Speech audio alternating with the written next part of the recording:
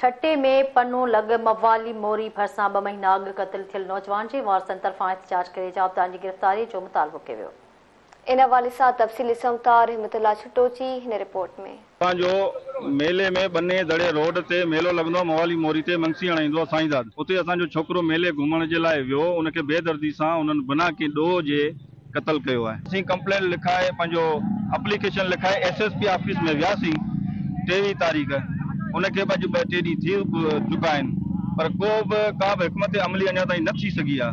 असांजो मुतालबो आहे त असां भूरत शाह मेले में शहीद करे छॾियूं उन कातिल गिरफ़्तार कोन थिया आहिनि का अमल कोन थो अचे। असां एहतियाज कयो अॻु में बि चयो का ॻाल्हि कोन था ॿुधनि असांजी असां तॾहिं एहतियाज कयो त कातिल गिरफ़्तार थियनि। मेले में मुंहिंजो भाउ हो भूरत शाह मेले में घुमण जे लाइ वियो हुयो उन सां बेदर्दी सां उनखे मारो आहे। उन जा 4 ॼणा आहिनि हिकिड़ो गिरफ़्तार थियो आहे 3 ॼणा अञा गिरफ़्तार न आहिनि थिया। असांजो आला अख़्तियारियुनि सां इहो मुतालबो आहे त महिरबानी करे एसएसपी सिजावल सां मुतालबो आहे डीआईजी सां आईजी सिंध सां मुतालबो आहे त महिरबानी करे असांजे खून सां इंसाफ़ कयो वञे जल्द सां जल्द उन्हनि खे गिरफ़्तार कयो वञे। उहो असांखे धमकियूं था ॾियनि।